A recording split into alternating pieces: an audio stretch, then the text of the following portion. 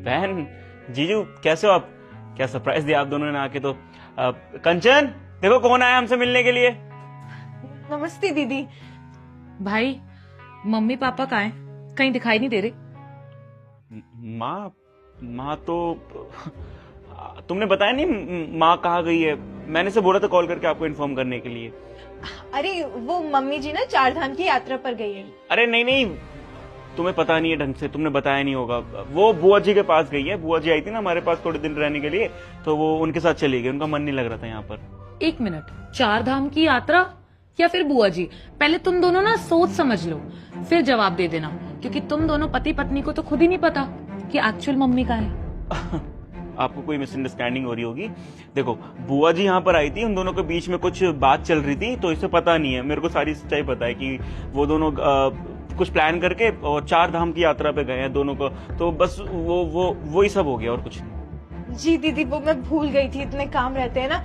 बुआ जी के घर गई हैं। साले साहब बड़े आसानी से झूठ बोल देते हैं आप, और इतनी सफाई से।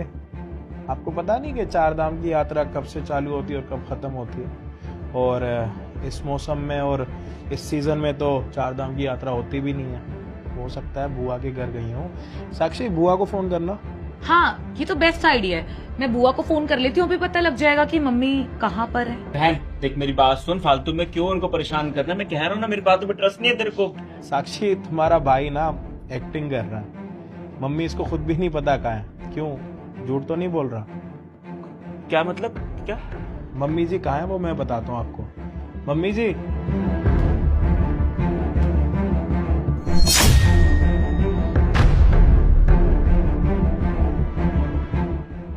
माँ? बस भाई, कितना ड्रामा करेगा तू? तुझे शर्म नहीं आती? इस उम्र में माँ मुझे पता है कहाँ मिली थी? सड़क पे जुराबे बेच रही थी वो, इतनी ठंड में। तू ये भी भूल गया था क्या कि इसी माँ ने तुझे पैदा करके पाल पोस के इतना बड़ा करा है, और तू इन्हें दर दर की ठोकरें खिलवा रहा था, वो भी इस बुढ़ापे में। छी, मुझे तो शर्म आती है तुझे अपना भाई कहते हुए। नहीं दीदी, आप गलत समझ रही हैं। इनकी कोई गलती नहीं है, बल्कि मम्मी जी तो खुद कह रही थी कि वो गांव जाना चाहती है पापा जी को लेकर। उनको लग रहा था कि वो हम पर बोझ है। अच्छा, तो तेरी माँ को ये लगता है कि तू उसका ढंग से ध्यान नहीं रख सकता, तो वो अपनी मर्जी से घर छोड़ के चली गई।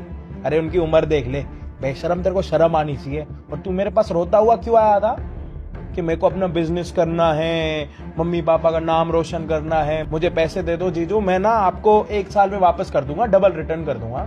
है, तेरे को मैंने पैसे ना तेरे लिए नहीं दिए थे, तेरी माँ की इज्जत